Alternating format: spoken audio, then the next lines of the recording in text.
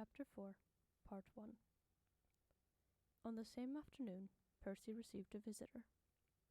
There was nothing exceptional about him, and Percy, as he came downstairs in his walking dress and looked at him in the light from the tall parlour window, came to no conclusion at all as to his business in person, except that he was not a Catholic.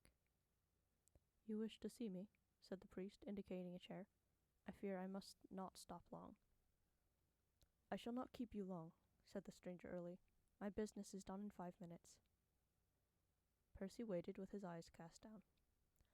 A certain person has sent me to you. She was a Catholic once. She wishes to return to the church." Percy made a little movement with his head. It was a message he did not very often receive in these days. "You will come, sir, will you not? You will promise me?" The man seemed greatly agitated. His sallow face showed a little shining with sweat, and his eyes were piteous. "Of course I will come," said Percy, smiling. "Yes, sir, but you do not know who she is. It would make a great stir, sir, if it was known. It must not be known, sir. You will promise me that, too?" "I must not make any promise of that kind," said the priest gently. "I do not know the circumstances yet." The stranger licked his lips nervously. "Well, sir," he said hastily, "you will say nothing till you have seen her. You can promise me that." "Oh, certainly," said the priest. "Well, sir, you had better not know my name. It may make it easier for you and for me, and if you please, sir, the lady is ill. You must come today, if you please, but not until the evening. Will 22 o'clock be convenient, sir?" "Where is it?" asked Percy abruptly. It is near Croydon Junction. I will write down the address presently, and you will not come until 22 o'clock, sir?" "Why not now?" "Because the others may be there. They will be away then, I know that." This was rather suspicious, Percy thought. Discreditable plots had been known before, but he could not refuse outright. "Why does she not send for her parish priest?" he asked. She does not know who he is, sir.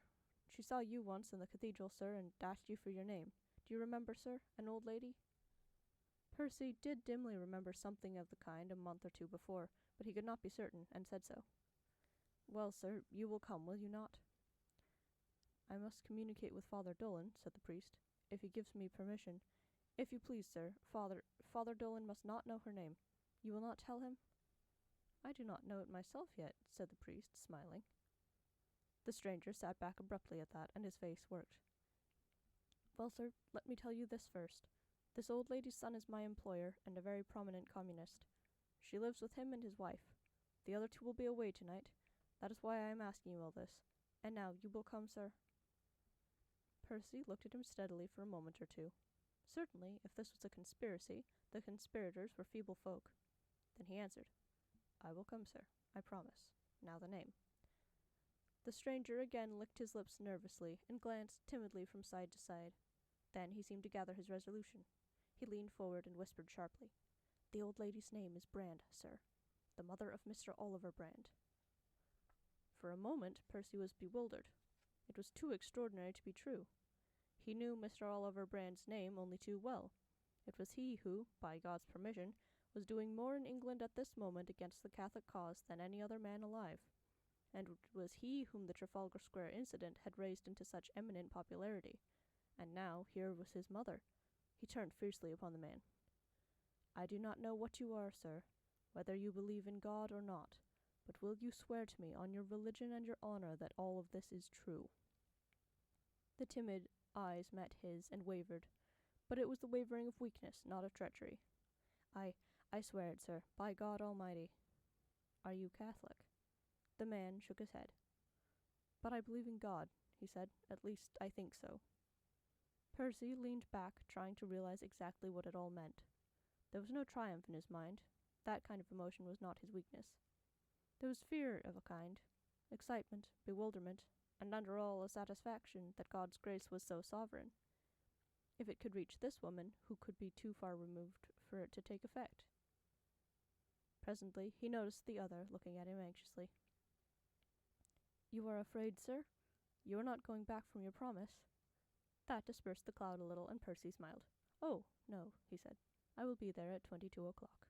Is death imminent?" "No, sir. It is syncope. She's recovered a little this morning." The priest passed his hand over his eyes and stood up. "Well, I will be there," he said. "Shall you be there, sir?"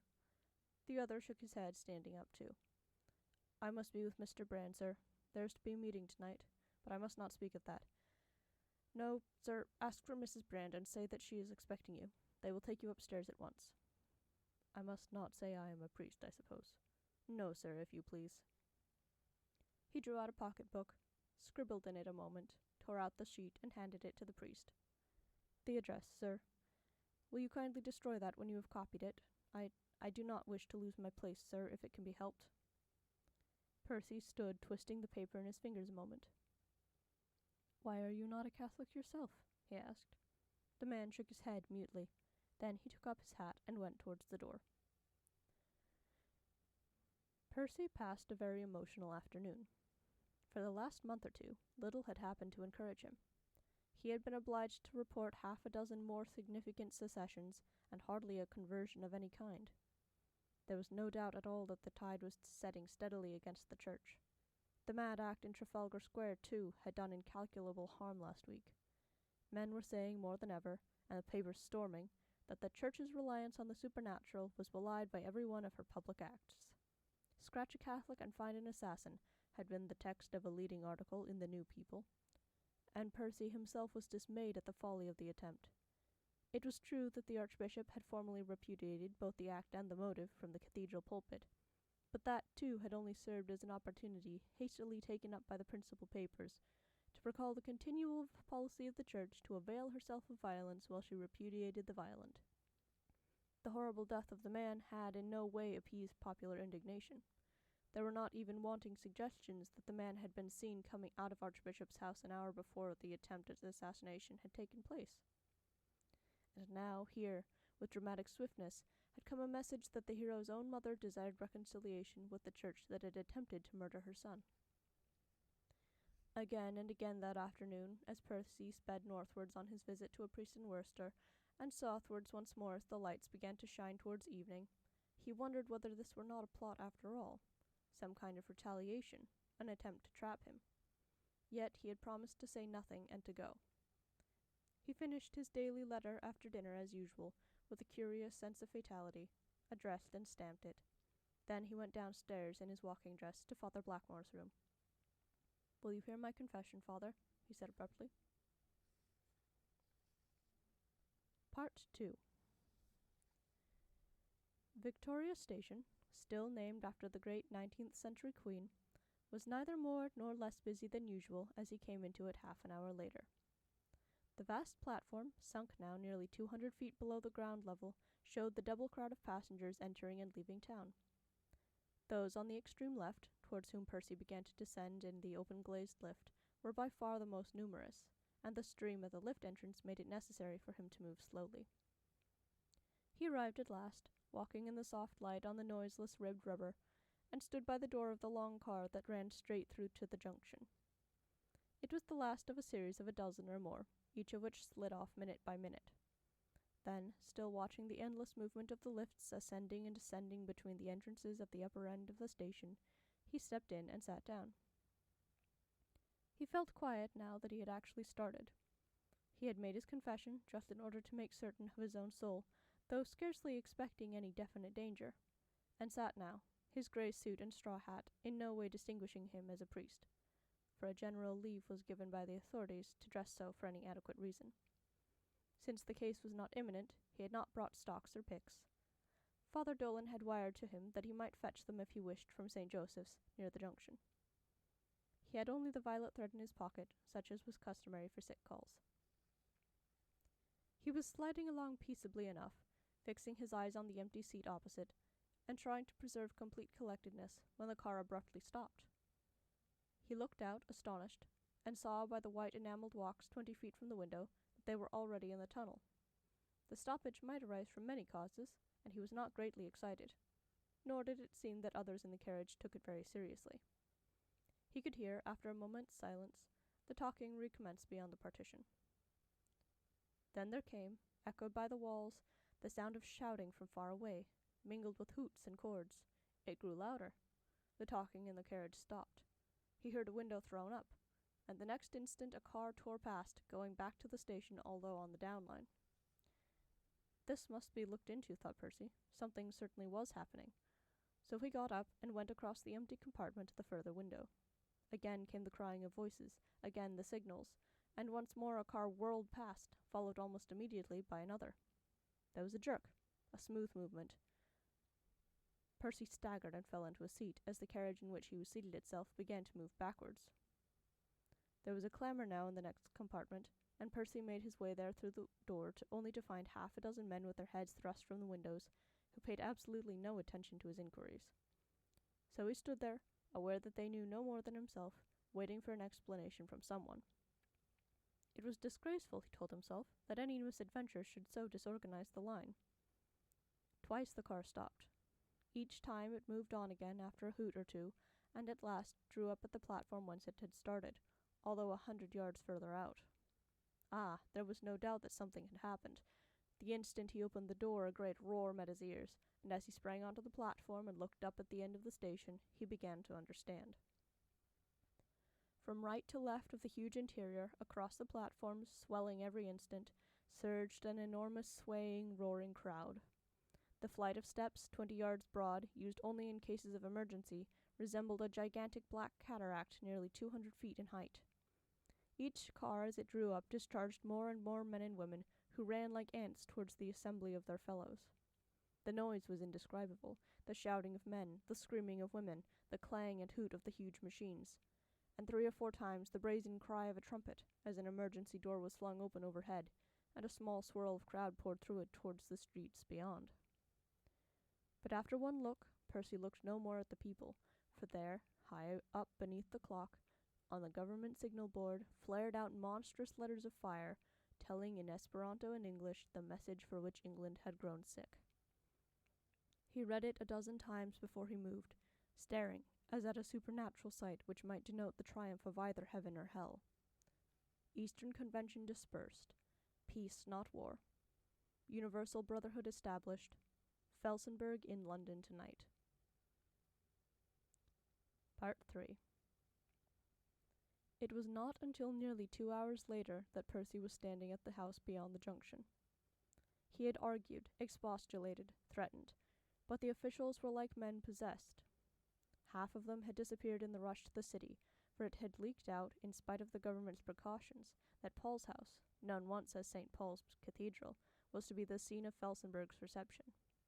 The others seemed demented. One man on the platform had dropped dead from nervous exhaustion, but no one appeared to care, and the body lay huddled beneath a seat. Again and again Percy had been swept away by a rush as he struggled from platform to platform in his search for a car that would take him to Croydon.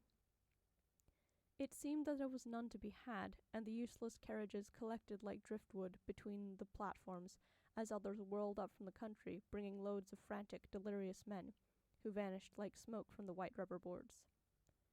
The platforms were continually crowded, and as continually emptied, and it was not until half an hour before midnight that the block began to move outwards again. Well, he was here at last, dishevelled, hatless, and exhausted, looking up at the dark windows. He scarcely knew what he thought of the whole matter. War, of course, was terrible, and such a war as this would have been too terrible for the imagination to visualize. But to the priest's mind there were other things even worse. What of universal peace? Peace, that is to say, established by others than Christ's method. Or was God behind even this? The questions were hopeless. Felsenburgh. It was he then who had done this thing undoubtedly greater than any secular event hitherto known in civilization. What manner of man was he? What was his character, his motive, his method? How would he use his success? So the points flew before him like a stream of sparks. Each, it might be, harmless, each, equally, capable of setting a world on fire. Meanwhile, here was an old woman who desired to be reconciled with God before she died. He touched the button again 3 or 4 times and waited. Then a light sprang out overhead, and he knew that he was heard. "I was sent for," he exclaimed to the bewildered maid. "I should have been here at 22. I was prevented by the rush." She babbled out a question at him. "Yes, it is true, I believe," he said. It is peace, not war. Kindly take me upstairs." He went through the hall with a curious sense of guilt. This was Brand's house, then, that vivid orator, so bitterly eloquent against God. And here was he, a priest, slinking in under cover of night. Well, well, it was not of his appointment. At the door of an upstairs room, the maid turned to him. "A doctor, sir," she said. "That is my affair," said Percy briefly, and opened the door. A little wailing cry broke from the corner before he had time to close the door again. "Oh, thank God! I thought he had forgotten me. You are a priest, father?" "I am a priest. Do you not remember seeing me in the cathedral?" Yes, sir, I saw you praying, father. Oh, thank God, thank God." Percy stood looking down at her a moment, seeing her flushed old face in the nightcap, her bright sunken eyes, and her tremulous hands. Yes, this was genuine enough. "Now, my child," he said, "tell me." "My confession, father." Percy drew out the purple thread, slipped it over his shoulders, and sat down by the bed. But she would not let him go for a while after that. "Tell me, father, when will you bring me Holy Communion?" He hesitated. "I understand that Mr. Brand and his wife know nothing of all this." "No, father." "Tell me, are you very ill?" "I don't know, father. They will not tell me. I thought I was gone last night." "When would you wish me to bring you Holy Communion?" "I will do as you say." "Shall I send to you in a day or two?" "Father, ought I to tell him?" "You are not obliged." "I will if I ought." "Well, think about it, and let me know. You have heard what has happened?" She nodded, but almost uninterestedly, and Percy was conscious of a tiny prick of compunction at his own heart. After all, the reconciling of a soul to God was a greater thing than the reconciling of East to West. "It may make a difference to Mr. Brand," he said. "He will be a great man now, you know." She still looked at him in silence, smiling a little. Percy was astonished at the youthfulness of that old face. Then her face changed. "Father, I must not keep you, but tell me this. Who is this man?" "Felsenburgh?" "Yes." "No one knows. We shall know more tomorrow. He is in town tonight." She looked so strange that Percy for an instant thought it was a seizure. Her face seemed to fall away in a kind of emotion, half cunning, half fear. "Well, my child?" "Father, I am a little afraid when I think of that man. He cannot harm me, can he? I am safe now. I am a Catholic." "My child, of course you are safe. What is the matter? How can this man injure you?" But the look of terror was still there, and Percy came a step nearer. "You must not give way to fancies," he said. "Just commit yourself to our blessed Lord. This man can do you no harm." He was speaking now as to a child, but it was of no use. Her old mouth was still sucked in, and her eyes wandered past him into the gloom of the room behind. "My child, tell me what is the matter. What do you know of Felsenburgh? You have been dreaming." She nodded suddenly and energetically, and Percy for the first time felt his heart give a little leap of apprehension. Was this old woman out of her mind, then? Or why was it that that name seemed to him sinister? Then he remembered that Father Blackmore had once talked like this. He made an effort and sat down once more. "Now tell me plainly," he said. "You have been dreaming. What have you dreamt?" She raised herself a little in bed, again glancing round the room. Then she put out her old ringed hand for one of his, and he gave it, wondering. "The door is shut, father? There is no one listening?" "No, no, my child. Why are you trembling? You must not be superstitious." "Father, I will tell you. Dreams are nonsense, are they not? Well, at least, this is what I dreamt. I was somewhere in a great house. I do not know where it was. It was a house I have never seen. It was one of the old houses, and it was very dark. I was a child, I thought, and I was afraid of something. The passages were all dark, and I went crying in the dark looking for a light, and there was none. Then I heard a voice talking, a great way off. Father—" Her hand gripped his more tightly, and again her eyes went round the room. With great difficulty Percy repressed a sigh, yet he dared not leave her just now. The house was very still. Only from outside now and again sounded the clang of the cars, as they sped countrywards again from the congested town. and once the sound of great shouting. He wondered what time it was. "Had you better tell me now?" he asked, still talking with a patient simplicity. "What time will they be back?" "Not yet," she whispered. "Mabel said not till 2 o'clock. "What time is it now, father?" He pulled out his watch with his disengaged hand. "It is not yet 1, he said. "Very well. Listen, father. I was in this house, and I heard that talking, and I ran along the passages till I saw a light below a door, and then I stopped. Nearer, father." Percy was a little awed in spite of himself. Her voice had suddenly dropped to a whisper, and her old eyes seemed to hold him strangely. "I stopped, father. I dared not go in. I could hear the talking, and I could see the light, and I dared not go in. Father, it was Felsenburgh in that room." From beneath came the sudden snap of a door, then the sound of footsteps. Percy turned his head abruptly, and at the same moment heard a swift, indrawn breath from the old woman. "Hush," he said. "Who is that?" 2 voices were talking in the hall below now, and at the sound the old woman relaxed her hold. I thought it to be him," she murmured. Percy stood up. He could see that she did not understand the situation. "Yes, my child," he said quietly, "but who is it?" "My son and his wife," she said. Then her face changed once more. Why, father." Her voice died in her throat as a step vibrated outside. For a moment there was complete silence. Then a whisper, plainly audible, in a girl's voice. "Why, her light is burning. Come in, Oliver, but softly." Then the handle turned.